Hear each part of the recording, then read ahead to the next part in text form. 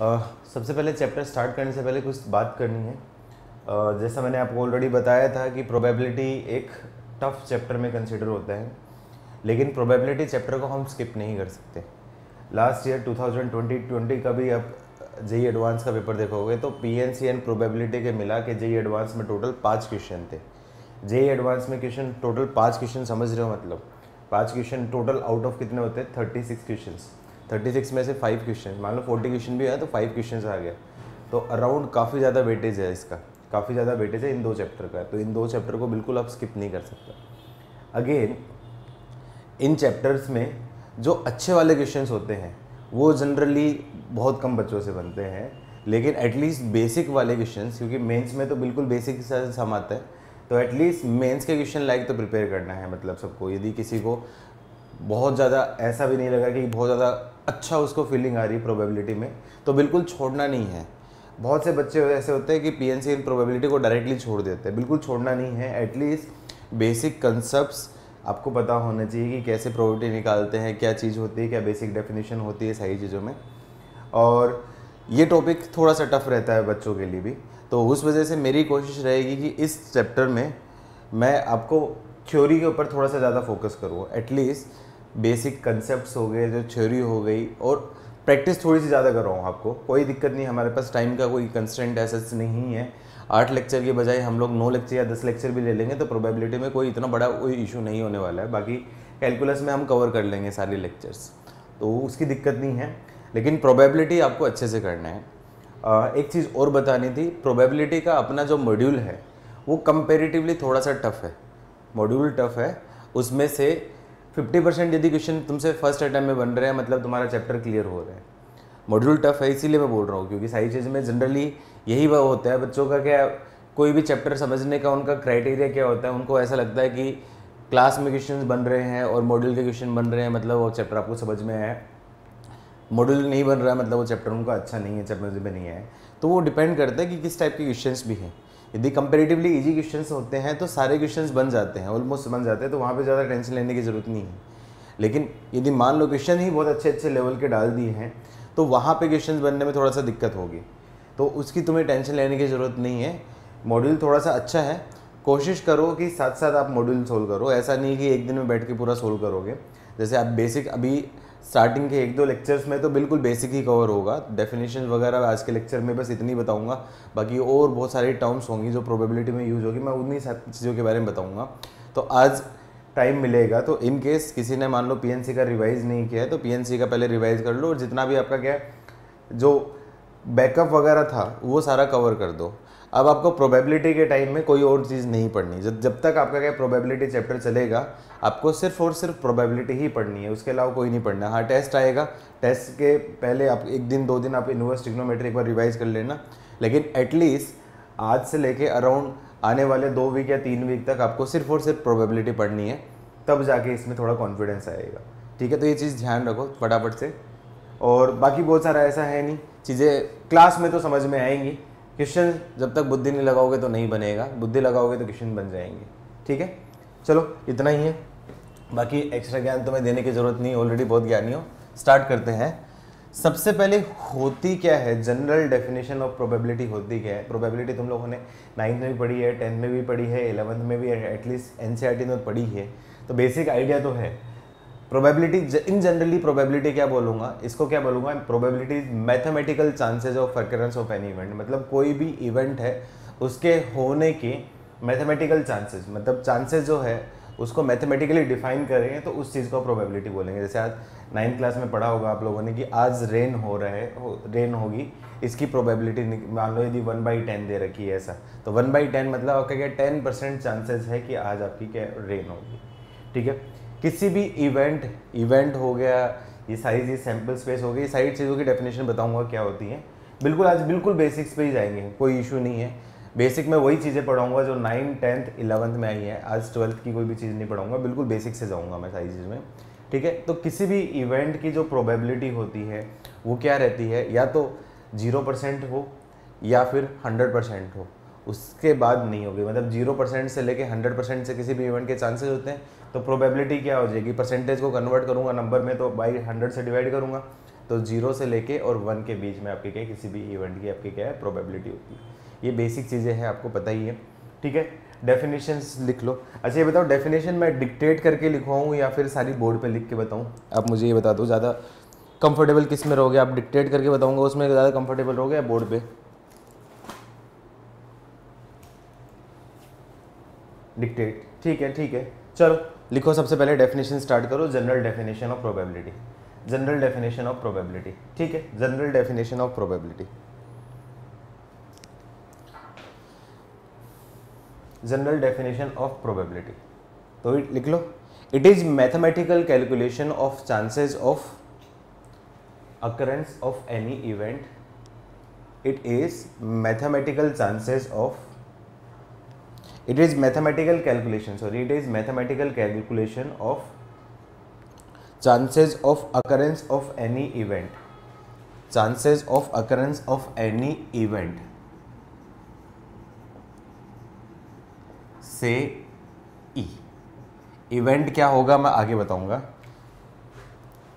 It is mathematical calculation of chances of occurrence of any event and denoted by probability of occurrence of event E। इसको ऐसे read करूंगा, P मतलब probability of occurrence of E, probability of occurrence of E।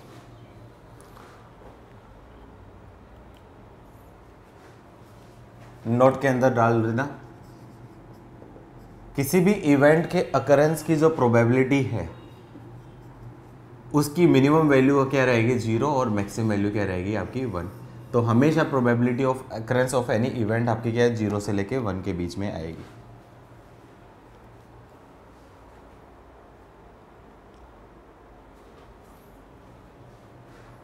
Note हुआ बेटा सबका? Some basic terms related to probability, मतलब यहाँ पे जितने भी बेसिक टर्म्स है 15-16 चीज़ें मैं बताऊँगा, यहाँ पे सबकी डेफिनेशंस मैं बताने वाला हूँ। ये सारी चीज़ें आप लोगों ने 9-10 में भी पढ़ी हैं, 11th में भी पढ़ी हैं, लेकिन वापस से रिवाइज कर रहा हूँ क्योंकि बिल्कुल बेस बनाना बहुत ज़रूरी है प्रोबेबिलिटी में। जब तक बहुत ज़्यादा बेस अच्छा नहीं बनेगा तब तक मज़ा नहीं आएगा उतना। तो लिख लो सबसे पहले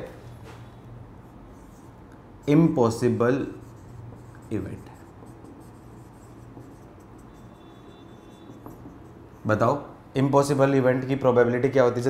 जल्दी से लिखो क्या होता है इम्पॉसिबल इवेंट? मतलब वो इम्पॉसिबल इवेंट मतलब वो इवेंट है विच नेवर अक्कर। तो लिख लो impossible event is an event which never occur, या फिर मैं क्या बोलूँगा, probability of any event is 0 then that event is called impossible event.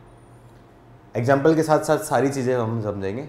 Impossible event is that event which never occurs, impossible event is that event which never occurs and probability of occurrence of impossible event is always 0। जैसे example मैं बोलूँ, example क्या बोलोगे? On rolling a dice getting outcome 7। अब dice में outcome जो होते हैं 1 2 3 4 5 6 यही होते हैं outcomes. Rolling and fair dice, fair लिख देता हूँ क्योंकि चीटिंग वाला नहीं होना चाहिए, इसलिए मैं फेयर वर्ड यूज कर रहा हूँ। फेयर मतलब जो स्टैंडर्ड होते हैं, फेयर का मतलब स्टैंडर्ड होना चाहिए, चीटिंग वाला नहीं होना चाहिए कि पता चले कि वहाँ पे किसी ने 3 की जगह 7 चिपका दिया तो फिर उस केस में ये बोल देंगे कि प्रोबेबिलिटी 7 तो आ रही है, तो वो फेयर डाइस होना चाहिए, मतलब फेयर। तो on rolling a fair dice getting outcome 7, outcome 7 कभी आ नहीं सकता, तो मतलब ये एक इम्पॉसिबल इवेंट है। तो इस इवेंट की प्रोबेबिलिटी क्या हो जाएगी आपकी 0। जल्दी से नोट करो। डन बेटा, जल्दी लिखो, एटलीस्ट डिक्टेट करेंगे वहां पे तो लिखो। Second, sure event. सब लोगों को पता ही है श्योर इवेंट क्या होता है। श्योर इवेंट क्या होता है? If any event is certainly occur, यदि हमेशा कोई भी इवेंट आपका हमेशा अकर होगा तो इस टाइप का इवेंट आपका क्या होगा? श्योर इवेंट होगा। लिख लो, if any event certainly occurs then that event is called sure event. अब कोई भी इवेंट यदि श्योर इवेंट है तो उस श्योर इवेंट की प्रोबेबिलिटी हमेशा क्या होगी, आपकी 1 होगी। तो मैं बोल सकता हूं probability of sure event is always 1। Probability of sure event is always 1। Example बता सकते हो, एग्जाम्पल बता सकते हो। On rolling a fair dice, example साथ साथ में लिखना जिससे आपको चीजें समझ में आए। Getting outcome less than 7। On rolling a fair dice getting outcome less than 7, मतलब डाइस को रोल करूंगा तो आउटकम क्या जाएगा अपने पास, 1 आएगा, 2 आएगा, 3 आएगा, 4 आएगा, 5 आएगा, 6 आएगा। तो ये जितने भी इवेंट्स हैं ये सारे के सारे इवेंट्स आपके क्या इसमें आएंगे, विच आर लेस देन 7, मतलब इन्हीं में से एक आएगा। मतलब ये जो इवेंट है ये आपका क्या है, श्योर इवेंट हो गया। आया समझ में? देखो रैंडम एक्सपेरिमेंट क्या होता है, लेट्स एज्यूम करो कि कोई भी इवेंट है, अब उसके मुझे पता है कि आउटकम मेरे को नोन है, कि मुझे पता है कि आउटकम क्या क्या आएंगे, लेकिन किसी भी पर्टिकुलर ट्रायल का जो आउटकम है वो मुझे नहीं पता है। तो उस आउटकम को निकालने के लिए जो मैं ट्रायल करता हूं तो उस एक्सपेरिमेंट को मैं क्या बोलता हूं, रैंडम एक्सपेरिमेंट। जैसे मैं बोलूं एक डाइस को रोल करता हूं, तो डाइस को रोल करता हूं तो मुझे पता आउटकम क्या आएगा, या तो 1 आएगा, या 2 आएगा, या 3 आएगा, या 4 आएगा, या 5 आएगा, या 6 आएगा। लेकिन एग्जैक्टली कौन सा आउटकम आएगा उसके लिए तो मुझे कुछ ट्रायल करना ही पड़ेगा ना, कुछ तो डाइस को रोल करना ही पड़ेगा, तभी तो मुझे पता चलेगा। तो उस आउटकम को लाने के लिए जो चीज मुझे टास्क परफॉर्म करना पड़ता है उस टास्क को ही मैं क्या करता हूं, रैंडम एक्सपेरिमेंट बोलता हूं। ठीक है, तो लिख लो random experiment. It is an experiment, it is an experiment for which all possible outcomes are non.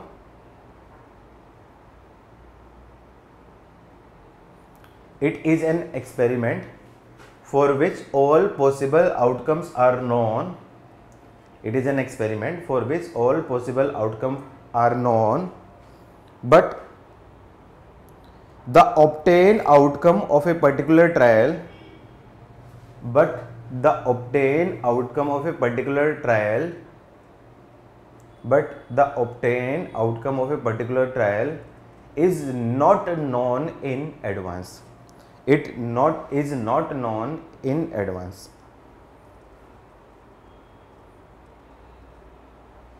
मतलब मुझे कोई भी इवेंट के सारे आउटकम पता है, लेकिन कोई भी टास्क परफॉर्म करूंगा तो कौन सा आउटकम आएगा वो मुझे नहीं पता है ना। तो उस टास्क जो परफॉर्म करते हैं उसी टास्क को क्या बोलता हूं, रैंडम एक्सपेरिमेंट बोलता हूं। जैसे एग्जांपल लिखना चाहो तो लिख सकते हो, on rolling dice we know outcome will be either 1 or 2 or 3 or 4 or 5 or 6, but outcome of a particular trial is not known in advance. मुझे नहीं पता है कि 1 से 6 में डालूंगा तो मतलब मेरे पास क्या आएगा, 1 आएगा, 2 आएगा, 3 आएगा, 4 आएगा। तो उसके लिए तो मुझे आपका क्या डाइस को रोल करना ही पड़ेगा, तभी जाके आउटकम आएगा। तो जो डाइस को रोल करने का जो प्रोसेस होता है उसी को मैं क्या बोलता हूँ, रैंडम एक्सपेरिमेंट। मतलब रैंडम एक्सपेरिमेंट वो होगा, मतलब आउटकम जो नॉन आउटकम है उसमें से आएगा। अब ये मत बोल देना कि आउटकम 7 आने वाला। अब आउटकम 7 आने वाला, देखो वो पर्टिकुलर जो गिवन आउटकम है उसमें नहीं दे रखा 7, तो मतलब 7 आपका राइस पे 7 आना वो रैंडम एक्सपेरिमेंट नहीं होगा। क्यों? क्योंकि जो गिवन आउटकम है ना उन आउटकम में से नहीं आ रहा है, ये चीज ध्यान रखना। तो जो गिवन आउटकम में से जो आउटकम आने हैं उसके लिए आपका क्या रैंडम एक्सपेरिमेंट किया जाता है। ठीक है, लिख लिया बेटा सब लोगों ने, एग्जाम्पल भी लिख लिया, एग्जाम्पल भी लिख लिया।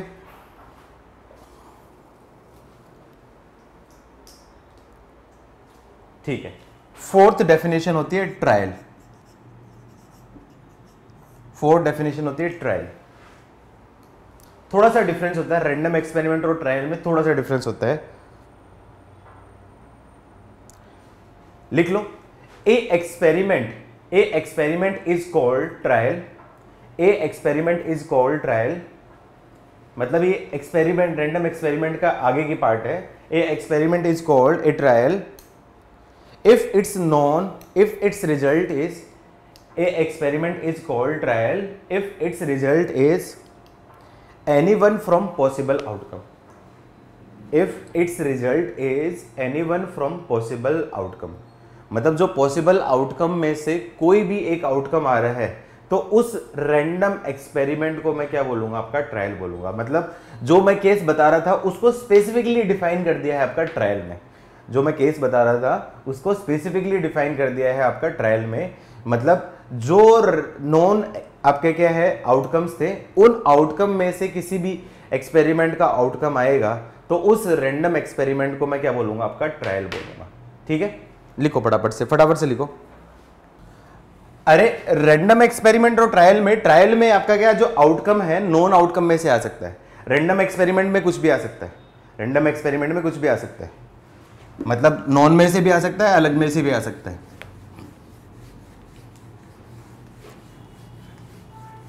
मतलब रैंडम एक्सपेरिमेंट को ही डिफाइन किया है, रैंडम एक्सपेरिमेंट का सब पार्ट एक ट्रायल है, रैंडम एक्सपेरिमेंट का सब पार्ट एक ट्रायल है, स्पेसिफिक रैंडम एक्सपेरिमेंट का स्पेसिफिक केस एक ट्रायल है। Next topic sample space, 6th definition sample space. Sample space I think सबको पता ही है, सैंपल स्पेस को एस से डिनोट करते हैं। सैंपल स्पेस सबको पता ही है, कोई बताएगा सैंपल स्पेस क्या होता है? ठीक है, आई थिंक सबको ही आता होगा। तो सैंपल स्पेस क्या होता है, जितने भी पॉसिबल आउटकम होते हैं किसी भी इवेंट के या ट्रायल के, उन सारे पॉसिबल आउटकम का जो कलेक्शन होता है, उनका सेट होता है, उस सेट को मैं क्या बोलता हूँ, आपका सैंपल स्पेस बोलता हूँ। मतलब जितने भी पॉसिबल आउटकम होते हैं किसी भी इवेंट के, उन सारे पॉसिबल आउटकम का जो सेट होता है, उस सेट को मैं क्या बोलता हूँ, आपका सैंपल स्पेस। तो लिख लो sample space, it is the set containing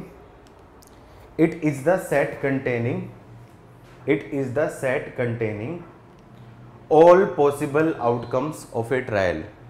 It is the set containing all possible outcomes of a trial. मतलब किसी भी ट्रायल या कोई एक्सपेरिमेंट के जितने भी पॉसिबल आउटकम्स हैं, उन सारे आउटकम का जो कलेक्शन है या फिर जो सेट है वो आपका क्या है, सैंपल स्पेस होता है। जैसे एग्जांपल बोलूं, ऑन रोलिंग ए डाइस, तो सैंपल स्पेस उसमें क्या आ जाएगा, सैंपल स्पेस रोलिंग डाइस में क्या आ सकता है आपका, 1 आ सकता है, 2 आ सकता है, 3 आ सकता है, 4 आ सकता है, 5 आ सकता है, 6 आ सकता है। सेकंड बोलो एग्जांपल, ऑन टॉसिंग 2 कॉइन, तो एक कॉइन को टॉस करूंगा तो या तो हेड आएगा या फिर टेल आएगा। ये एक कॉइन के लिए, 1 कॉइन के लिए है। अब 2 कॉइन्स है तो 2 कॉइन्स में तो उसमें क्या आ सकता है, पहली बार हेड आए दूसरी बार हेड आ जाए, या फिर पहली बार हेड आए दूसरी बार टेल आ जाए, पहली बार टेल आए दूसरी बार हेड आ जाए, या पहली बार टेल आए दूसरी बार भी टेल आ जाए। तो ये टोटल पॉसिबल आउटकम्स हो सकते हैं। तो टोटल कितने पॉसिबल आउटकम्स हो सकते हैं सैंपल स्पेस में, 4 इवेंट हो जाएंगे। नेक्स्ट एग्जांपल बोलूं, on rolling a dice, on rolling 2 dice together. अच्छा मुझे एक बात बताओ, 2 डाइस को एक साथ रोल करना या फिर एक ही डाइस को 2 बार रोल करना, क्या ये सेम केस है या डिफरेंट केस है? और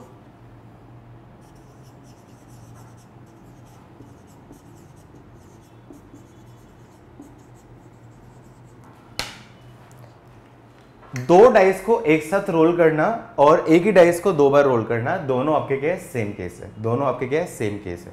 दोनों ही आपके क्या है, सेम केस है। बस क्या करना है, तो इसमें टोटल बताओ कितने आउटकम होंगे ऑन रोलिंग 2 डाइस टुगेदर, या फिर ए डाइस 2 टाइम्स होगा, तो कितने सैंपल स्पेस में कितने पॉइंट्स होंगे? वेरी गुड, सबको याद है, वेरी गुड। टोटल होंगे 36। क्यों? क्योंकि लेट्स अज्यूम करो कि पहले टाइम में 1 आ गया और दूसरे टाइम में भी 1 आ गया, पहले टाइम में 1 आ गया दूसरे टाइम में 2, या फिर पहले टाइम में 1 दूसरे टाइम में 6, पहले टाइम में 2 आ गया दूसरे टाइम में 1, पहले टाइम में 2 दूसरे टाइम में 2, या फिर पहले टाइम में दूसरे टाइम में 6, एंड सोन चलता रहेगा। पहले टाइम में 6 आ गया दूसरे टाइम में 1, पहले टाइम में 6 आ गया दूसरे टाइम में 2, एंड सोन पहले टाइम में भी 6 आ गया दूसरे टाइम में भी 6 आ गया। तो टोटल कितने इवेंट्स हो गए? ये जो इवेंट्स हो गए टोटल हो गए 36 हो गए। तो ये आपका क्या है, सैंपल स्पेस बनेगा। एग्जाम्पल मैं बोलूँ, on rolling a dice and tossing coin, बताओ टोटल कितने इवेंट बनेंगे? Rolling a dice and tossing coin, कितने इवेंट बनेंगे? 12। देखो रोलिंग डाइस होगा तो उसमें आपका क्या 1 2 3 4 5 6, या टॉसिंग कॉइन होगा तो हेड या फिर टेल। तो क्या क्या पॉसिबल हो सकती है? 1 के साथ हेड, 2 के साथ हेड, से आपका क्या 6 के साथ हेड, 1 के साथ टेल, 2 के साथ टेल एंड सोन 6 के साथ टेल। तो टोटल कितने इवेंट्स हो गए आपके पास?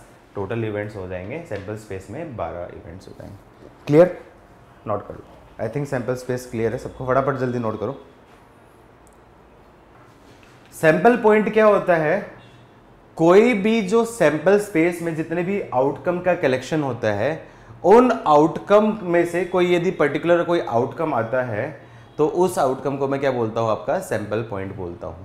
यदि किसी भी ट्रायल का जो एक्सपेरिमेंट है उसका जो रिजल्ट होगा वो आपका क्या होता है? आपका सैंपल पॉइंट हो गया। तो लिख लो, आप लिख लो, a possible outcome of an experiment, a possible outcome of an experiment, a possible outcome of an experiment is sample point. A possible outcome of an experiment is sample point. A possible outcome of an experiment is called sample point. तो मैं क्या बोलूंगा? Sample point is subset of sample space.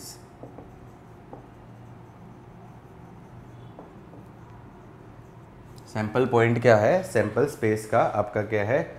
आपका अरे trial मतलब जो task perform करते हैं उसको ट्रायल बोलते हैं लड़की, एक्सपेरिमेंट को ट्रायल बोलते हैं। जैसे एग्जांपल ऐसे दे दिया कि ऑन रोलिंग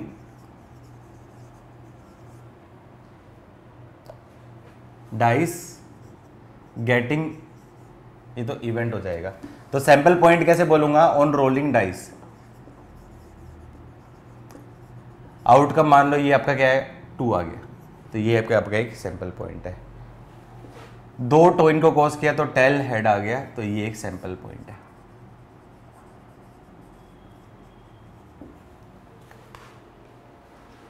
ठीक है? अरे नियंत्रण ज्यादा बुद्धि मत लगा, जो लिखवा रहा हो वैसे लिख ले, फटाफट से लिख ले बिना टेंशन के। एक बार सारे पॉइंट लिख लोगे अपने आप समझ में आ जाएगा डिफरेंस, अपने आप समझ में आ जाएगा। पहले पर सारे पॉइंट लिख लो।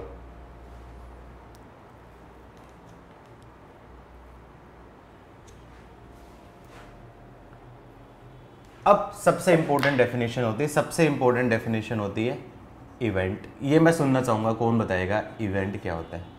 कोई आप डिक्टेट, कोई बता सकता है, कोई भी बता सकता है माइक ऑन करके, इवेंट क्या होता है? सारी चीजें एक ही टाइप से है, चीजें कंफ्यूज मत हो, सारी चीज में थोड़ा डिफरेंट डिफरेंट होता है सब में। कौन बताएगा इवेंट? माइक ऑन करके बता सकता है? प्राची बताओ, चलो लिख लो इवेंट। इवेंट क्या होता है? सैंपल स्पेस का एक सबसेट होता है। इवेंट क्या होता है? सैंपल स्पेस का एक सबसेट होता है। और इवेंट एक्चुअली क्या है? आउटकम ऑफ ए ट्रायल और एक्सपेरिमेंट। किसी भी ट्रायल और एक्सपेरिमेंट का जो आउटकम होता है, उस आउटकम को मैं क्या बोलता हूं? आपका इवेंट। अब ये बोल सकते हो कि सैंपल पॉइंट भी तो यही चीज है, तो सैंपल पॉइंट और इवेंट में क्या डिफरेंस हो जाएगा? जैसे मैंने बोल दिया, एग्जांपल मैं ऐसे बोल देता हूं, on rolling a dice getting even number, तो ये एक इवेंट हो गया। तो इवेंट इवन है। तो अब डाइस को रोल करूंगा तो मेरे पास आउटकम क्या क्या होते हैं? 1 2 3 4 5 और 6 ये आउटकम होते हैं। अब उन आउटकम में से एक इवन नंबर आउटकम, वो आपका इवेंट है। उसने इवेंट को डिफाइन कर दिया even number.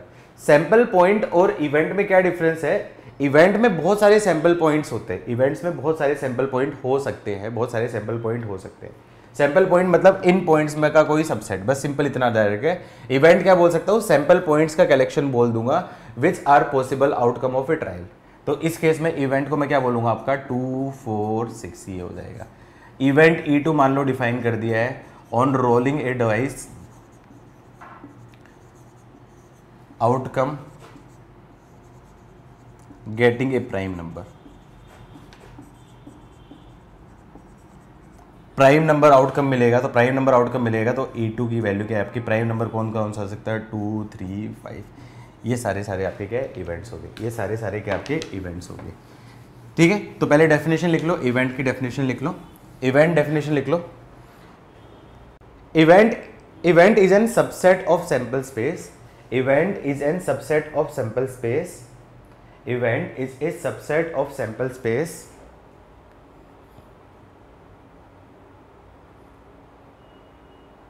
which is the outcome of an experiment of or trial, which is the outcome of an experiment or trial, या तो एक्सपेरिमेंट बोल दो या ट्रायल बोल दो, ज़्यादा बेटर कौन सा बोलूँगा, ट्रायल ही बोलूँगा, क्योंकि ट्रायल ही अपन को पढ़ना है, एक्सपेरिमेंट तो रैंडम कुछ भी हो सकता है। Which is the outcome of an experiment और ट्रायल, एक ही बात है, दोनों कुछ भी लिखो, एक्सपेरिमेंट लिखो या ट्रायल लिखो, लेकिन ट्रायल ज़्यादा सिग्निफिकेंट वर्ड हो गया आपके लिए। एग्जाम्पल लिखना चाहो लिख लो, एग्जाम्पल लिखना चाहो लिख लो फटाफट से। Event is the subset of sample space which is the possible outcome of an experiment or trial. Event is the subset of sample space which is the possible outcome of an experiment or trial. लिख लिया बेटा सब लोगों ने, यहाँ तक लिख लिया, डन लिखो, डन लिखो, सबने लिख लिया तो डन लिखो जल्दी से।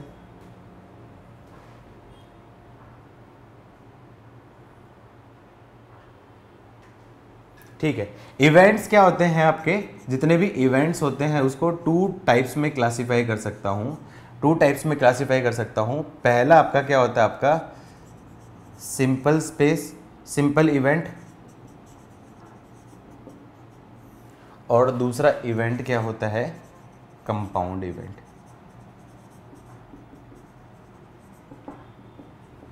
सिंपल इवेंट एक ऐसा इवेंट है सिर्फ जिसमें आपका क्या, सिर्फ सिंगलटन एलिमेंट हो, मतलब सिर्फ एक सैंपल पॉइंट हो, उस इवेंट में सिर्फ एक सैंपल पॉइंट हो, तो ऐसे इवेंट को क्या बोलूँगा, सिंपल इवेंट। और कंपाउंड इवेंट एक ऐसा इवेंट होगा जिसमें एक से ज़्यादा सैंपल पॉइंट होंगे, तो वो आपका क्या, कंपाउंड इवेंट। जैसे सिंपल इवेंट का मैं एग्जाम्पल बोलूँ, on rolling a dice getting outcome multiple of 5, तो उस केस में जो इवेंट होगा उस इवेंट में सिर्फ एक ही एलिमेंट आएगा, वो आपका क्या है, 5। तो इस टाइप के इवेंट को मैं क्या बोलूँगा, सिंपल इवेंट। और ये सारे एग्जांपल्स हैं कंपाउंड इवेंट के। आई थिंक सारी चीज़ें क्लियर हुई, तो लिख लो simple event, event having only one sample point, event having only one sample point, event having only one sample point, या फिर मतलब बोल सकते हो सिंगलटन सेट, तो वो आपका क्या होगा, आपका सिंपल इवेंट हो जाएगा। कंपाउंड इवेंट क्या हो जाएगा, event having more than one sample points, event having more than one sample point, वो आपका क्या है, कंपाउंड इवेंट। एग्जाम्पल के साथ में लिख लो, ज़्यादा बेटर रहेगा, एग्जाम्पल के साथ लिख लो, ज़्यादा बेटर रहेगा। सारी चीज़ें क्लियर हो रही है ना, देखो लिंक बनेगी, धीरे धीरे लिंक बनेगी, जैसे जैसे चीज़ें पढ़ोगे ना अपने आप सारी चीज़ें क्लियर होंगी। सब डेफिनेशन में थोड़ा थोड़ा लिंक है, थोड़ा सा एक बार सारी चीज़ पढ़ लोगे अपने आप क्लियर हो जाएगा सारी चीज़ें। लिख ले बेटा सब लोगों ने, डन लिखो जल्दी से। नेक्स्ट लिखो complement of an event, 11th definition.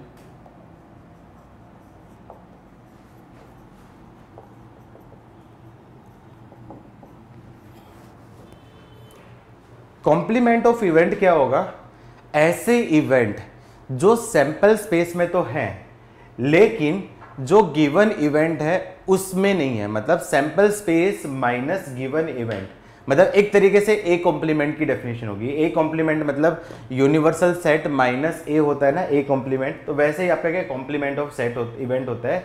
तो सैंपल स्पेस माइनस आपका क्या एलिमेंट ऑफ इवेंट, वो क्या होगा आपका कॉम्प्लीमेंट ऑफ एन इवेंट। तो लिख लो complement of an event, it is set of elements, it is sets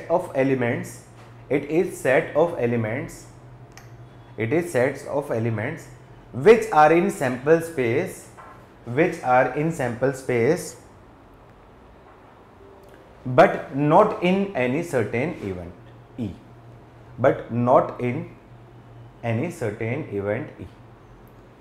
which are in sample space but not in any certain event E, and it is denoted by इसको denote करूंगा E dash से या फिर E बार से या फिर E complement से।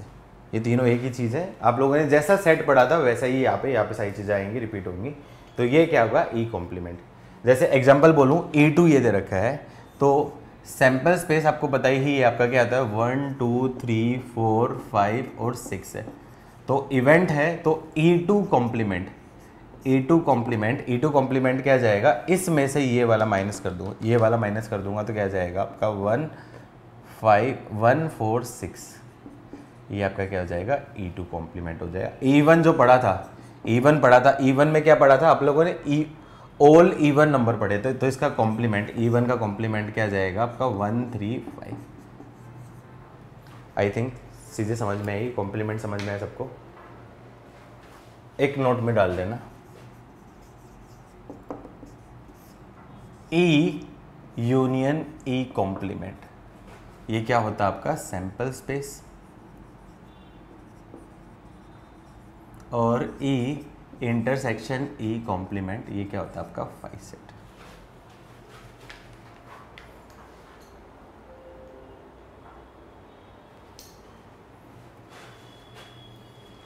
जल्दी से नोट करो, नोट हो जाए डन लिखो।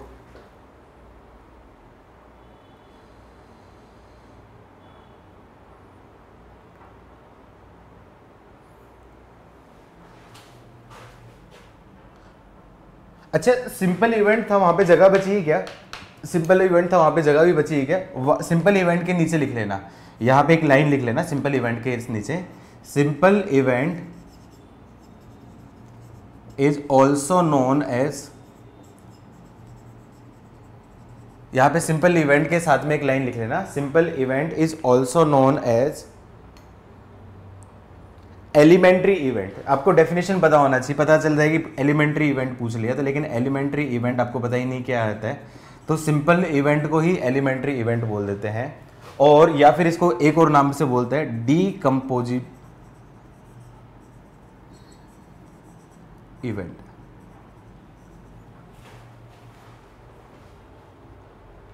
डीकम्पोजिबल इवेंट, सिंपल इवेंट को ही मैं क्या बोलता हूँ, एलिमेंट्री इवेंट भी बोलता हूँ या फिर डीकम्पोजिबल इवेंट भी बोलता हूँ। तो पूछ सकता है कि which of following is an elementary event, है आपको ये नहीं पता है कि एलिमेंट्री इवेंट क्या होता है, तो वो बस वो है। तो डेफिनेशन है, बस कुछ नहीं है, डेफिनेशन है, सारी डेफिनेशन एक बार सारी चीज़ें क्लियर रहेंगी तो काफ़ी हद तक तुम्हें थोड़ा आइडिया रहेगा कि क्या करना है क्या नहीं करना है। ठीक है, फटाफट लिख लो, फटाफट लिख लो, मैं रब कर देता हूँ। 12th इक्वली लाइकली या फिर probable events, equally likely events या फिर इक्वली प्रोबेबल इवेंट्स, मतलब लाइकली और प्रोबेबल दोनों मैंने एक ही के लिए लिया है। कौन बताएगा इक्वली लाइकली इवेंट्स या इक्वली प्रोबेबल इवेंट्स क्या होते हैं?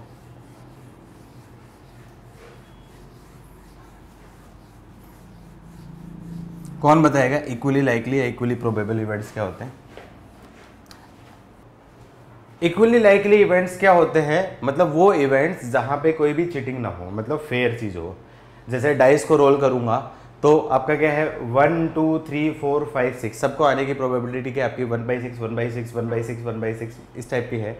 तो सबके इवेंट के अकरेंस की होने की प्रोबेबिलिटी सेम हो, मतलब कोई भी इवेंट्स के अकरेंस के लिए फेवर नहीं करे मतलब चीटिंग ना हो, सोले वाला सिक्का ना हो। वो अमिताभ बच्चन के पास सोले का सिक्का था ना, उसमें दोनों तरफ हेड था, तो वो आपका क्या इक्वली लाइकली नहीं, वो आपका क्या चीटिंग वाला हो गया। मतलब चीटिंग वाला ना हो, फेयर हो सब कुछ। इक्वली लाइकली मतलब जिसके सारे इवेंट्स हैं उनके होने की प्रोबेबिलिटी या तो सेम हो, या फिर कोई भी इवेंट होने के लिए पर्टिकुलरली कोई भी इवेंट के लिए कोई भी फेवर नहीं कर रहा। पता चले कि आप अपना डाइस बना रहे हो और उसमें 3 की जगह आपने 6 लगा दिया, तो 2 उसमें आपके क्या 6 वाले आपके क्या ऑप्शन होंगे, तो वो आपका क्या जो डाइस है वो आपका क्या है फेयर डाइस नहीं होगा, और उसमें जो इवेंट्स होंगे उनके होने की प्रोबेबिलिटी भी आपकी क्या होगी सेम नहीं होगी। क्यों? क्योंकि 6 आउटकम में से मतलब टोटल 6 पॉसिबल आउटकम है, उसमें से 6 आपका कितनी बार आ रहा है, आपका 2 टाइम्स आ रहा है। तो बाकी आपके क्या है 1 टाइम्स आ रहे हैं, जबकि 6 आपका क्या है 2 टाइम्स आ रहा है। तो यहाँ पे किसी भी एक एलिमेंट के लिए हम लोगों ने फेवर कर दिए हैं, तो इस टाइप के जो इवेंट होंगे वो इक्वली लाइकली नहीं है। और किसी भी प्रोबेबिलिटी की डेफिनेशन तभी भी वैलिड होगी जब आपका क्या इवेंट क्या होंगे इक्वली लाइकली, मतलब इक्वली लाइकली इवेंट नहीं होंगे तो प्रोबेबिलिटी की स्टैंडर्ड डेफिनेशन आपकी क्या है वैलिड नहीं होगी। उस केस में चीटिंग केस होगा ना, तो उस केस में स्टैंडर्ड डेफिनेशन वैलिड नहीं होगी, फिर उस केस में पर्टिकुलर केसेस लेके मुझे बनाना पड़ेगा। ठीक है, तो लिख लो equally likely event.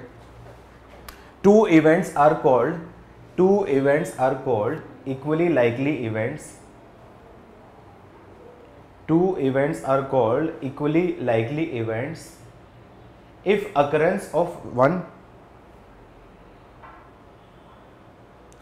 Two events are called equally likely events if occurrence of one is not favored over other. If occurrence of one is not favored over other, not favored over other, मतलब किसी भी उसमें आपका क्या no, मतलब indirectly लिख लो आपका क्या फेयर हो नो चीटिंग, तो उस केस में आपका क्या है जो आउटकम्स होंगे वो इक्वली लाइकली होंगे। जैसे एग्जांपल लाइक बोलूं, ऑन रोलिंग ए डाइस और rolling a fair dice, getting outcome 1 और 2 और 3 और 4 और 5 और 6, ये सारे के सारे आपके क्या है इक्वली लाइकली इवेंट है। क्यों? क्योंकि सबके इवेंट के होने की प्रोबेबिलिटी आपकी क्या है सेम है, या फिर किसी के ऊपर कोई चीटिंग नहीं किया। एग्जांपल में बोलूं, ऑन टॉसिंग ए कॉइन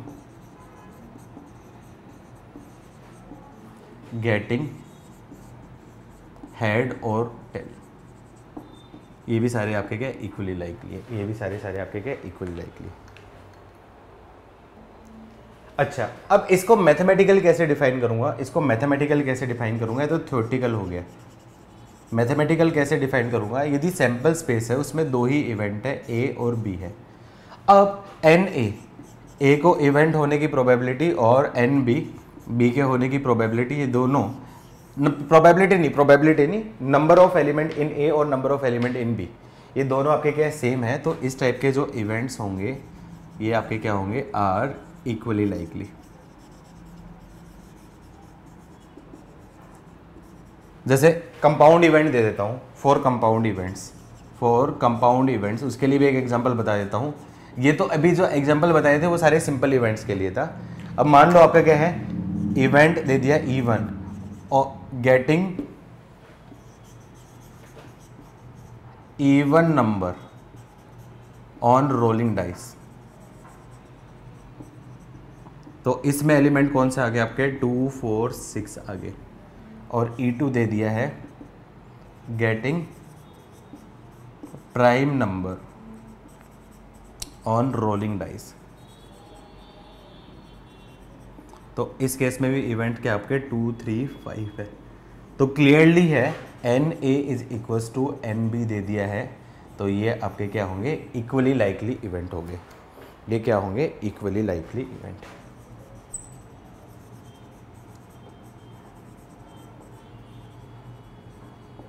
ये कंपाउंड इवेंट के लिए था, ये सिंपल इवेंट के लिए था, ये कंपाउंड इवेंट के लिए, दोनों के लिए मतलब नंबर ऑफ एलिमेंट सेम है, दिन की होने की प्रोबेबिलिटी यदि सेम आएगी तो इस टाइप के जो इवेंट्स होंगे वो इक्वल लाइकली।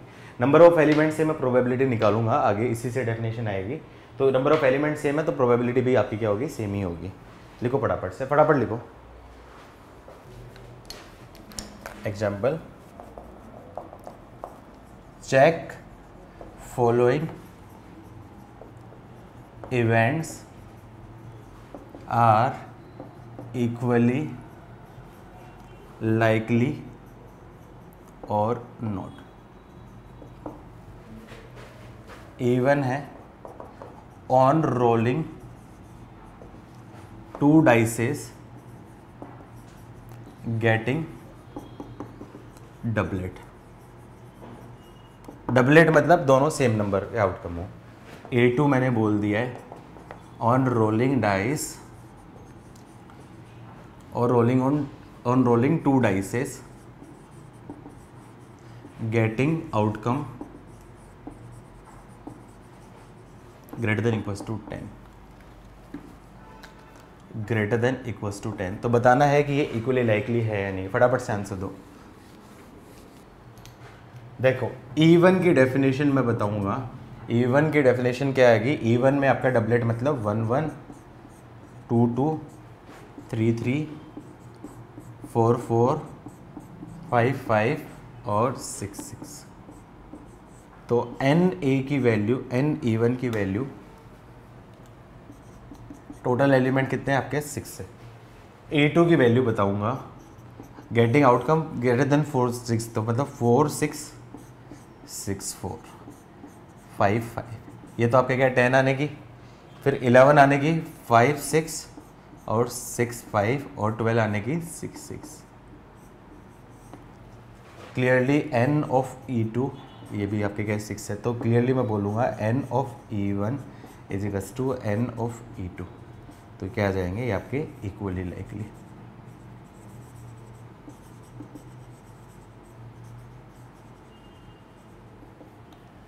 आया समझ में? नोट करो, जल्दी से नोट करो।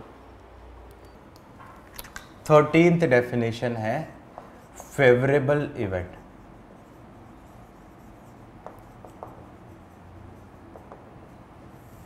यही आपके क्या प्रोबेबिलिटी की डेफिनेशन में इंक्लूड होता है, फेवरेबल इवेंट। आई थिंक सबको पता ही होगा फेवरेबल इवेंट क्या होता है, आई थिंक सबको पता ही होगा फेवरेबल इवेंट क्या होता है। जो इवेंट एक्चुअली होता है, जो इवेंट एक्चुअली होता है, एक इवेंट हो, 2 इवेंट हो या जो भी हो, तो जितने भी इवेंट के जो पॉसिबल आउटकम जो एक्चुअली हो रहे हैं वो सारे के सारे आपके क्या है फेवरेबल इवेंट में आते हैं। जितने भी सारे आउटकम आपके क्या हो रहे हैं वो सारे के सारे आपके क्या फेवरेबल इवेंट में आएंगे। तो लिख लो फेवरेबल इवेंट्स में, those outcomes of a trial, those outcomes of a trial, those outcome of a trial in which a given event may happen, those outcomes of a trial in which a given event may happen, in which a given event may happen is called the favorable cases of that event, is called the favorable cases of that event। अब favourable cases में हो सकता है एक से ज़्यादा event दे दिया या फिर सिंगल इवेंट दे देगा। तो सिंगल इवेंट आपका क्या आ जाएगा, वो आपका क्या है सैंपल पॉइंट जैसा या फिर इवेंट जैसा, या फिर एक से ज़्यादा इवेंट भी दे दे तो उस केस में मुझे सारे इवेंट्स के कॉम्बिनेशंस वाला निकालना पड़ेगा। जैसे मैं एग्जांपल दूं एक से ज़्यादा इवेंट वाला, एक से ज़्यादा इवेंट वाला मैं बताऊं, इवेंट ई डिफाइन है on rolling a dice getting an even number और प्राइम नंबर। अब देखो यहां पे मैंने एक से ज्यादा इवेंट डिफाइन कर दिए हैं। अब ई इवेंट क्या दे रखा है, डाइस को रोल करने के बाद आउटकम है या तो इवन नंबर आएगा या फिर प्राइम नंबर आएगा। अब यहाँ पे एक से ज्यादा इवेंट है तो इन सारे इवेंट्स के जो पॉसिबल आउटकम है वो सारे फेवरेबल केसेस हो गए। तो मतलब ऐसा जरूरी नहीं कि फेवरेबल केसेस के लिए सिर्फ एक ही इवेंट्स ही होगा, एक से ज़्यादा इवेंट भी हो सकता है, वो यूजर डिफाइन हो जाएगा। इसलिए मैंने जानबूझ के एग्जांपल दिया है। तो इस केस में इवेंट ई के क्या बोलूँगा, आउटकम क्या बोलूँगा, इवन नंबर मतलब 2 4 6, इवन नंबर के आपके क्या आ रहे हैं आपके 2 4 6, और प्राइम नंबर का मतलब आपका क्या है 2 5 2 3 5। अब आपको और एंड का गेम पता ही है, और एंड का गेम पता ही है आप लोगों को। और मतलब आपका क्या है चॉइस, मतलब आपका क्या है ऑल पॉसिबल, और एंड मतलब रिस्ट्रिक्शन, इसका मतलब कॉमन वाले। तो और बोला है तो इसके इसमें चॉइस मतलब सारे आपके जितने भी होंगे तो आपका क्या होगा 3 और 5 हो जाएगा। और यदि आपको क्या यहाँ पे E2 में बोल देता आपका and, even number and prime number, तो इवन भी होना चाहिए और प्राइम भी होना चाहिए, तो मतलब E2 की वैल्यू क्या आ जाती है आपकी, सिर्फ दोनों में कॉमन कौन सा है आपका 2। ये दोनों में डिफरेंस आई थिंक समझ में आएगा। और इवेंट फेवरेबल इवेंट भी आ जाएगा, मतलब फेवरेबल इवेंट मतलब जो इवेंट आपका एक्चुअल में हो रहा है उन सारे इवेंट्स के जो सैंपल पॉइंट्स का कलेक्शन वो आपका क्या है, फेवरेबल इवेंट। इन डायरेक्टली ऐसे याद रख सकते हो, फटाफट नोट कर लो। एंड में बेटा, एंड में मुस्कान इधर देखो, एंड में क्या दे रखा है, on rolling dice getting an even number and prime number. Even number and prime number मतलब इवन भी होना चाहिए और प्राइम भी होना चाहिए। मतलब एंड में क्या है, रिस्ट्रिक्शन, ये रिस्ट्रिक्शन है या फिर कॉमन, ये तो आपको पता ही है ना। और मतलब चॉइसेस, चॉइसेस मतलब ऑल पॉसिबल, एंड का मतलब रिस्ट्रिक्शन, रिस्ट्रिक्शन का मतलब कॉमन। तो एंड मतलब क्या आ जाएगा, रिस्ट्रिक्शन, कॉमन, दोनों में कॉमन, कॉमन मतलब इवन और प्राइम भी हो, तो मतलब ओनली 2 आ रहा है। एग्जॉस्टिव इवेंट क्या होता है, इसमें आपका क्या, number of outcomes of any event और ट्रायल और फेवरेबल इवेंट या फिर कुछ भी हो और सैंपल स्पेस।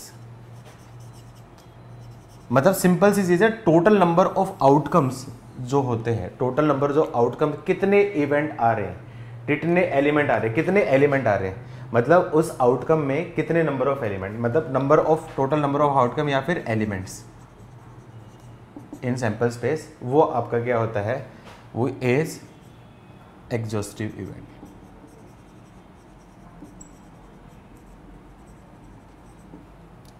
जैसे मैंने बोल दिया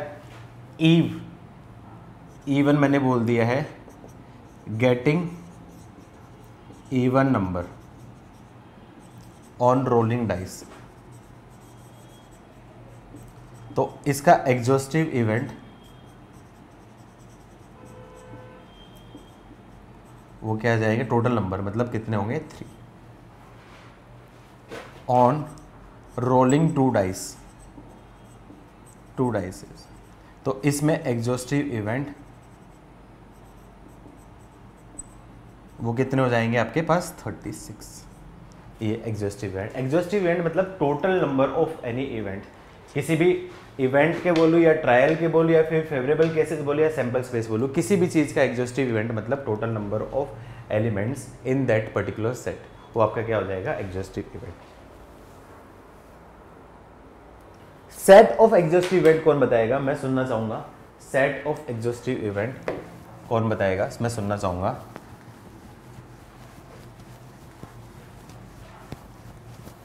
ये सारी चीजें आप लोगों ने 11th एनसीईआरटी में पढ़ी हैं, आई थिंक सारी की सारी चीजें आप लोगों ने 11th की एनसीईआरटी में पढ़ी हैं। 15 कोई बताना चाहेगा पर्टिकुलर,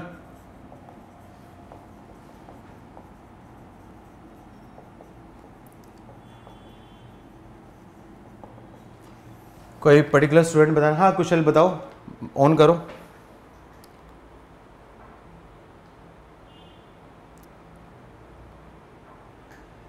हाँ कुशल माइक ऑन करो। हाँ बताओ। इवेंट मतलब वो सेट ऑफ इवेंट्स जिसमें मतलब उसमें कोई भी एक इवेंट तो अगर होनी ही चाहिए जब हम प्लान करते हैं। हाँ आई थिंक चीजें पता है लेकिन तुम वर्ड्स में फ्रेम नहीं कर पा रहे हो ढंग से। हाँ मैं समझ गया तुम्हारा कहने का मतलब समझ गया, बट ठीक है, वेरी गुड, सही है। सेट ऑफ एग्जॉस्टिव इवेंट क्या होता है, किसी भी इवेंट के जो सैंपल स्पेस के जो जितने भी आपके क्या पॉइंट्स है, सैंपल पॉइंट्स है, यदि किन्हीं भी 2 सेट 3 सेट 4 सेट ऐसे सेट ऑफ इवेंट्स के द्वारा यदि सारे के सारे सैंपल स्पेस के पॉइंट्स, सैंपल पॉइंट्स आपके क्या है कलेक्ट कर लिए जाते हैं, तो ऐसे जो इवेंट है उसको मैं क्या बोलता हूँ, सेट ऑफ एग्जॉस्टिव इवेंट। मतलब सेट ऑफ एग्जॉस्टिव इवेंट मतलब सारे इवेंट का कलेक्शन यदि सैंपल स्पेस के इक्वल आ जाता है तो वो आपका क्या है, सेट ऑफ एग्जॉस्टिव इवेंट हो जाएगा। सिंपल से इतनी डेफिनेशन याद रखो, सिंपल से इतनी डेफिनेशन याद रखो, तो लिख लो, if all possible outcomes, if all possible outcomes of any events, if all possible outcome of any event are covered by a set of events, are covered by a set of events, are covered by a set of events, then जिस set of event के द्वारा cover करते हैं ना, जिस particular set of event के द्वारा cover करते हैं, then this particular set of events is called set of exhaustive. This particular set of event is called set of exhaustive event.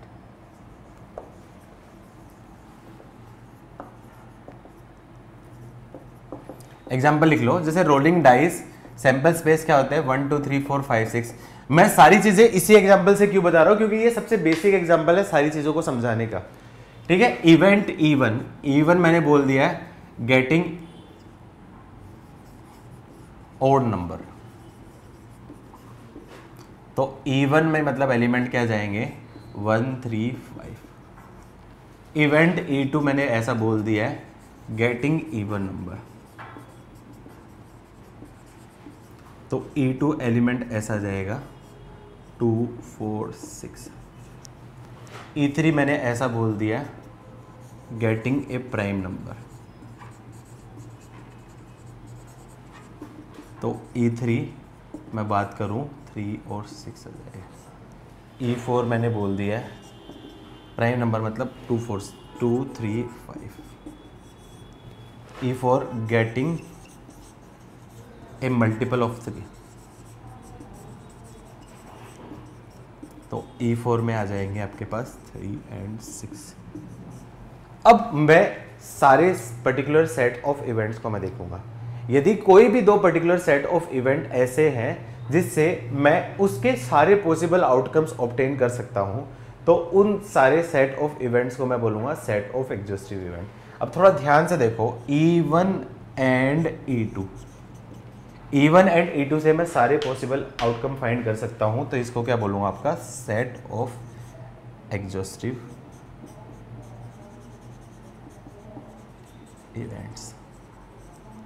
मैं बात करूं E1 एंड E3 क्या सेट ऑफ एग्जॉस्टिव इवेंट है या नहीं है. E1 एंड E3 क्या set of exhaustive event है क्या नहीं है. 1 आ रहा है, 2 आ रहा है, 3 आ रहा है, 5 आ रहा है, 4 और 6 नहीं आ रहा है, तो ये आपका क्या है नॉट सेट ऑफ.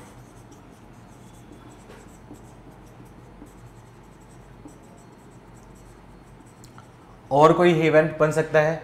मैं बात करूं E1 E4 E3 E1 E3 and E4 क्या ये सेट ऑफ एग्जॉस्टिव इवेंट है. E1 E3 और E4 ये तीन एलिमेंट, तीन सेट बना के क्या E1 E3 E4 ये है. E1 E3 E4 मतलब 1 आ रहा है, 2 आ रहा है, 3 आ रहा है, 4 नहीं आ रहा, 5 6 सब आ रहा है, लेकिन सिर्फ 4 नहीं आ रहा है, तो मतलब ये भी आपका क्या है not a set of exhaustive event. I think सबको क्लियर हुआ होगा, डेफिनेशन सब तो क्लियर हुआ होगा.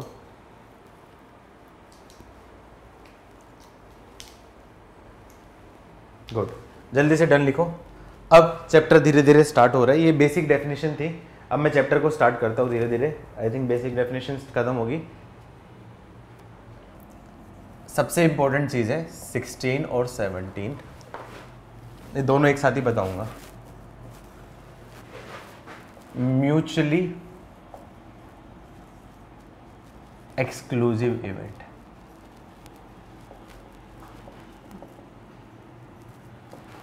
और इंडिपेंडेंट इवेंट.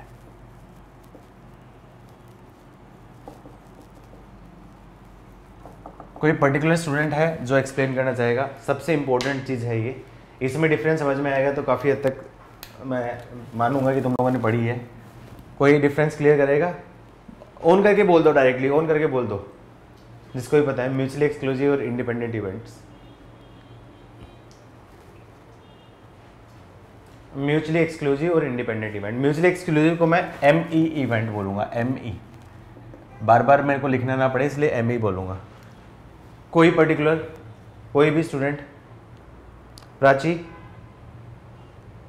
आंसर दो. साक्षी आप आंसर दे रही हो. अरे माइक ऑन करके आंसर दे दो ना यार, इतना टाइप थोड़ी करोगे. इंटरसेक्शन ऑफ इवेंट फॉर नहीं. अच्छा, इंटरसेक्शन ऑफ इवेंट इज 5 तो क्या जाएगा. इंटरसेक्शन ऑफ इवेंट इज 5 तो क्या जाएगा म्यूचुअली एक्सक्लूसिव या इंडिपेंडेंट.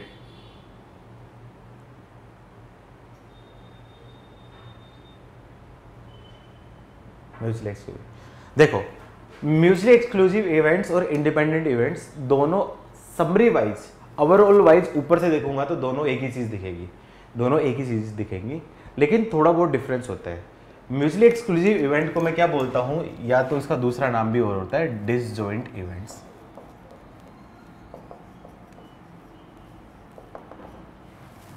म्यूचुअली एक्सक्लूसिव इवेंट या फिर डिसजॉइंट इवेंट, या फिर इसको एक और नाम बोलता है इनकम्पिटेबल इवेंट।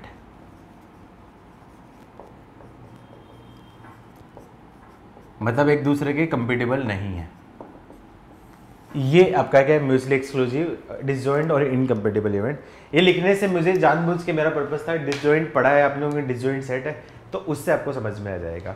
तो देखो म्यूचुअली एक्सक्लूसिव इवेंट और इंडिपेंडेंट इवेंट ऊपर की तौर से देखे जाए, ऊपर की तौर से तो दोनों की डेफिनेशन सेम ही होती है, बिहेवियर भी सेम ही होता है, लेकिन डिफरेंस क्या होता है, म्यूचुअली एक्सक्लूसिव इवेंट वो इवेंट होते हैं जिसमें एक इवेंट होने से दूसरे इवेंट की प्रोबेबिलिटी रूल आउट होगी। मतलब एक इवेंट होने से दूसरे इवेंट की प्रोबेबिलिटी रूल आउट होगी, मतलब दूसरे इवेंट की प्रोबेबिलिटी खत्म हो जाएगी। जैसे मैं एग्जांपल बोलूं कि फर्स्ट आना है तो फर्स्ट या तो कुशल आएगा या फिर प्राची आएगी। लेट्स अज्यूम करो कि फर्स्ट प्राची आई तो कुशल के फर्स्ट आने की प्रोबेबिलिटी आपकी क्या है, खत्म हो गई। तो ये आपका क्या है, एक म्यूचुअली एक्सक्लूसिव इवेंट होगा। इंडिपेंडेंट इवेंट क्या होता है, इंडिपेंडेंट इवेंट क्या होता है, दो इवेंट एक दूसरे के इंडिपेंडेंट इवेंट कहलाएंगे यदि एक इवेंट का होना या ना होने से दूसरे इवेंट के होने या ना होने पे कोई फर्क पड़े। मतलब किसी एक इवेंट के होने या ना होने से दूसरे इवेंट के होने या ना होने पे कोई भी फर्क पड़े तो ऐसे इवेंट क्या होंगे, इंडिपेंडेंट इवेंट होंगे। जैसे मैंने बोल दिया कि पढ़ाई में मैंने एक कंपटीशन कर रहा है और एक मैंने गेम्स में कंपटीशन कर रहा है। पढ़ाई में मान लो आपका क्या है, कुशल और प्राची में से प्राची फर्स्ट आ गई। गेम्स में मैंने कंपटीशन करवाया है तो मान लो आपका क्या है, आदित्य और मुस्कान में से मुस्कान फर्स्ट आ गई। तो यहाँ पे मुस्कान का फर्स्ट आना और प्राची का फर्स्ट आना, इसका प्राची का फर्स्ट आना मुस्कान के फर्स्ट आने से कोई भी फर्क नहीं पड़ता, ना डिपेंडेंट है। प्राची जीते या कुशल जीते उससे ना तो मुस्कान को फर्क पड़ रहा है ना अदिति को फर्क पड़ रहा है। सिमिलरली मुस्कान जीते या अदिति जीते उससे ना तो प्राची को फर्क पड़ रहा है ना कुशल को फर्क पड़ रहा है। मतलब एक ऐसे इवेंट का सेट जिसमें किसी एक पर्टिकुलर इवेंट के होने या नहीं होने से दूसरे पर्टिकुलर इवेंट को होने या नहीं होने पे कोई फर्क पड़े तो ऐसे इवेंट आपके क्या है, इंडिपेंडेंट इवेंट होंगे। तो मेजर डिफरेंट पता चल गया। मेजर डिफरेंट क्या होगा, ये एक रूल कर रहा है, मतलब ये जो सेट होते हैं ये एक पर्टिकुलर एक इवेंट में होते हैं, जबकि इंडिपेंडेंट इवेंट हमेशा एक से ज्यादा इवेंट के देखे जाते हैं। तो ये मेजरली इनमें क्या आपका डिफरेंस है। पर्टिकुलर इंडिपेंडेंट इवेंट हमेशा एक से ज्यादा इवेंट में देखे जाएंगे, लेकिन म्यूचुअली एक्सक्लूसिव इवेंट मतलब एक ही इवेंट के हिसाब से होगा।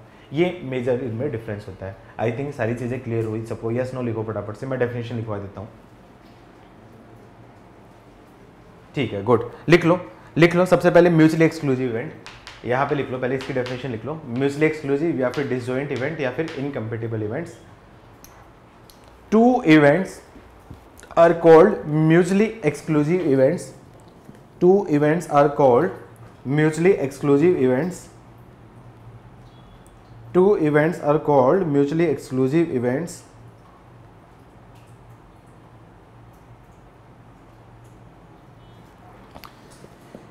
If occurrence of one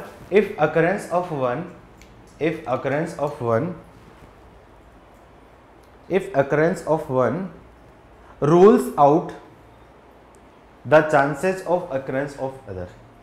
If occurrence of one rules out the chances of occurrence of other. If occurrence of one rules out the chances of occurrence of event. मतलब disjoint set होगा। Disjoint मतलब दोनों के बीच में कुछ भी common नहीं है, लेकिन डिसजॉइंट से आप ये चीज कर सकते हो कि एक से ज्यादा इवेंट हो जाएंगे। तो एक से ज़्यादा इवेंट मतलब इंडिपेंडेंट इवेंट और एक पर्टिकुलर इवेंट मतलब म्यूचुअली एक्सक्लूसिव इवेंट। ये डिफरेंस होगा मतलब majorly. If occurrence of one rules out the chances of occurrence of other.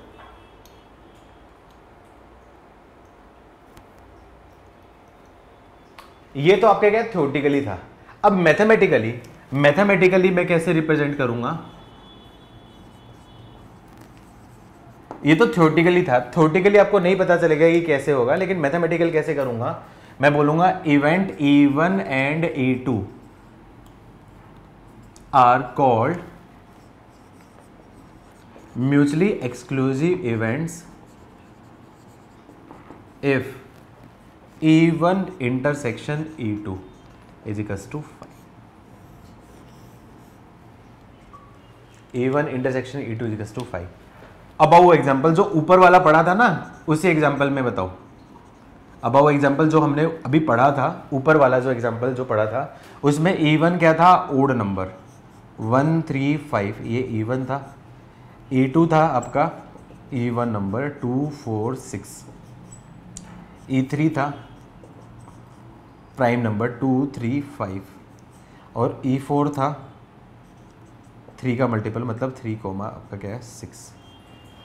तो कौन कौन से इवेंट आपके क्या म्यूचुअली एक्सक्लूसिव इवेंट होंगे? कौन कौन से इवेंट आपके क्या है म्यूचुअली एक्सक्लूसिव इवेंट होंगे?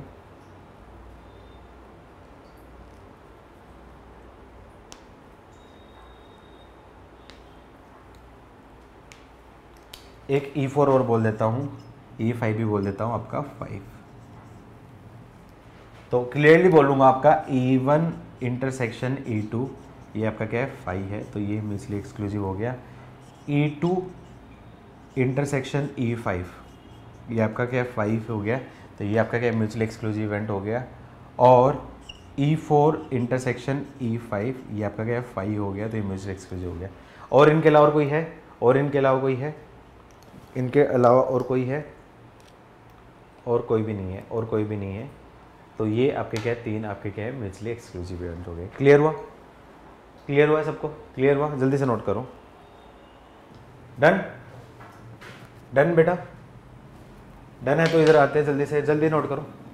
Done, good, very good. Next लिखो इंडिपेंडेंट इवेंट। नेक्स्ट लिखो independent events. Two events E1 and E2, two events are called independent events. Two events are called independent events if occurrence or non-occurrence. Two events E1 and E2 are called independent events. Two events E1 and E2 are called independent events if occurrence or non-occurrence of any event E1, if occurrence or non-occurrence of any event E1 does not affect the chances of occurrence or non-occurrence of event E2।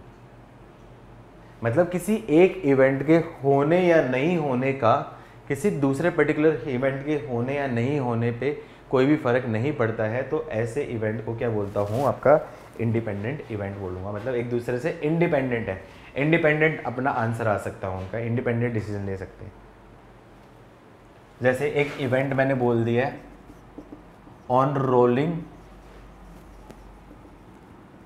A dice. Roll के नाम पे तुम लोगों को कुछ और याद तो नहीं आता ना? रोलिंग कुछ होता है तो है। Two events E1 and E2 are called independent events if occurrence or non-occurrence of any event E1 does not affect the chances of occurrence or non-occurrence of event E2। मतलब किसी इवेंट E1 के होने या नहीं होने से दूसरे event E2 के होने या नहीं होने की चांसेस पे कोई फर्क नहीं पड़ेगा, तो ऐसे इवेंट इंडिपेंडेंट इवेंट होंगे। ठीक है, लिख लो। जैसे E1 बोल दिया on rolling a dice getting outcome 4, और E2 मैंने बोल दिया on tossing a coin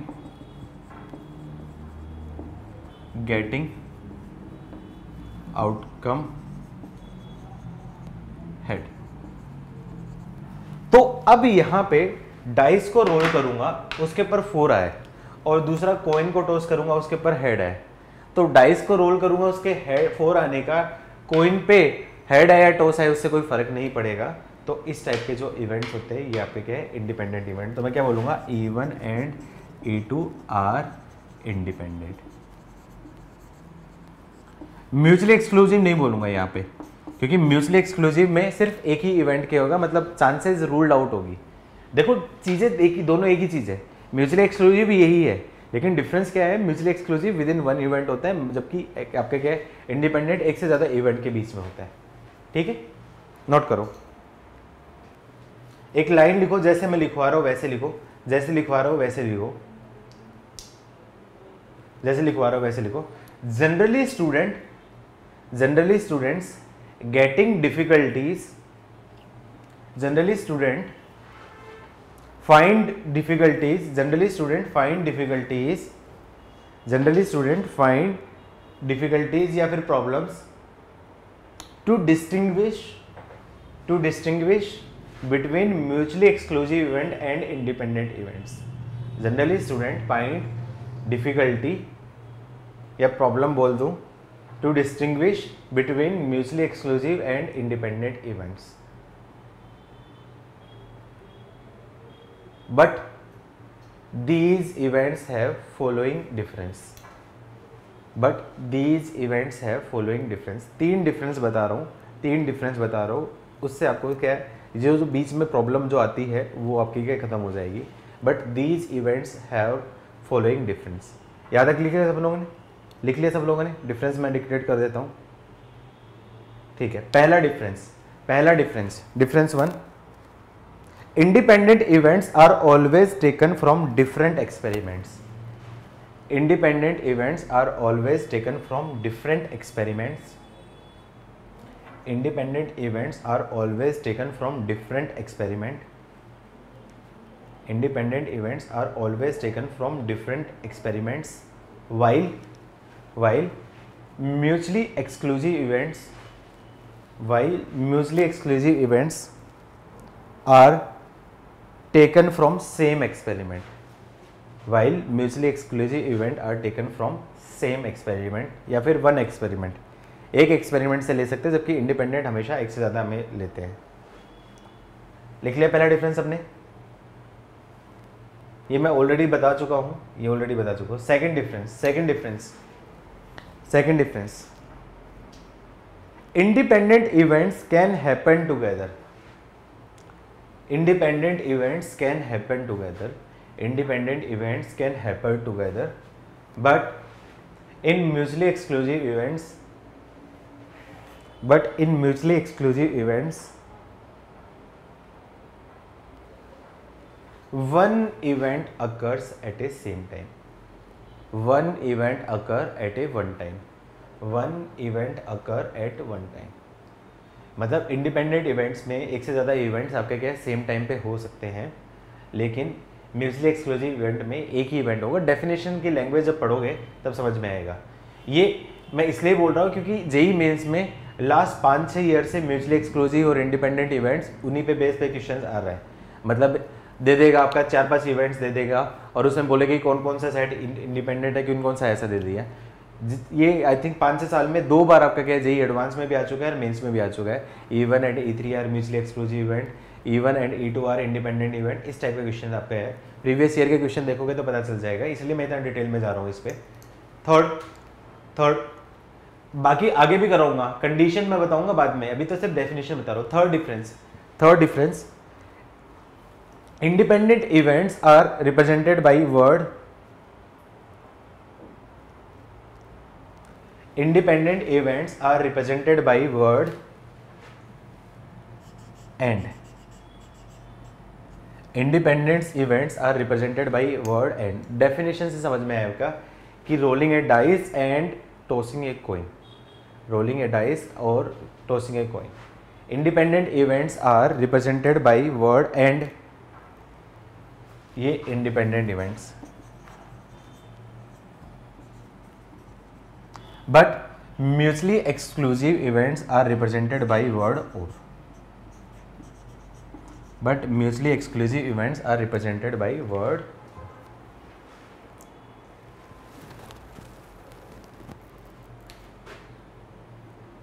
definition जब आएगी, क्वेश्चंस आएंगे तब पता चल जाएगा इनका डिफरेंस। थर्ड पॉइंट का डिफरेंस बाद में पता चलेगा, आज से 6-7 लेक्चर के बाद। 6-7 लेक्चर के बाद जब मैं म्यूचुअली एक्सक्लूसिव और इंडिपेंडेंट इवेंट के मैथमेटिकली प्रोबेबिलिटी की हेल्प से क्वेश्चन सोल्व करना बताऊंगा। ठीक है। तो ये आज का पूरा लेक्चर जो था, आज का पूरा लेक्चर आपका क्या सिर्फ बेसिक डेफिनेशंस पे था। कल के लेक्चर से पहले आप ये पूरी डेफिनेशन एक बार देख के आना। कल हम स्टार्ट करते हैं प्रोबेबिलिटी की डेफिनेशन से और प्रोबेबिलिटी के क्वेश्चंस कल स्टार्ट करते हैं।